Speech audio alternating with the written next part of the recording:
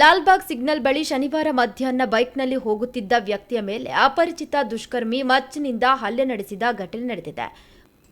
ವಿಖ್ಯಾತ್ಯಾನೆ ವಿಕ್ಕಿ ಬಪ್ಪಲ್ ಕೊಲೆ ಯತ್ನಕ್ಕೆ ಒಳಗಾದವನು ಎಂದು ಗುರುತಿಸಲಾಗಿದೆ.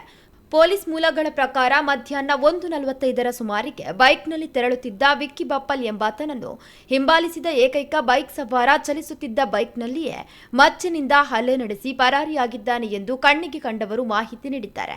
ಹಲ್ಲೆಯಲ್ಲಿ ವಿಕ್ಕಿ ಬಪ್ಪಲ್ ಅವರ ಕುತ್ತಿಗೆ ಬಳಿ ಆಳವಾದ ಗಾಯವಾಗಿದ್ದು ತಕ್ಷಣ ಆಸ್ಪತ್ರೆಗೆ ದಾಖಲಿಸಲಾಗಿದೆ. ಘಟನೆಯ ಬಳಿಕ ಪೊಲೀಸ್ ಅಧಿಕಾರಿಗಳಿಗೆ ಮತ್ತು ನಗರದ ಎಲ್ಲಾ ಚೆಕ್ ಪೋಸ್ಟ್ಗಳಿಗೆ ಮಾಹಿತಿಯನ್ನ ನೀಡಲಾಗಿದ್ದು ಆರೋಪಿಗಾಗಿ ಶೋಧ ಕಾರ್ಯ ನಡೆಯುತ್ತಿದೆ.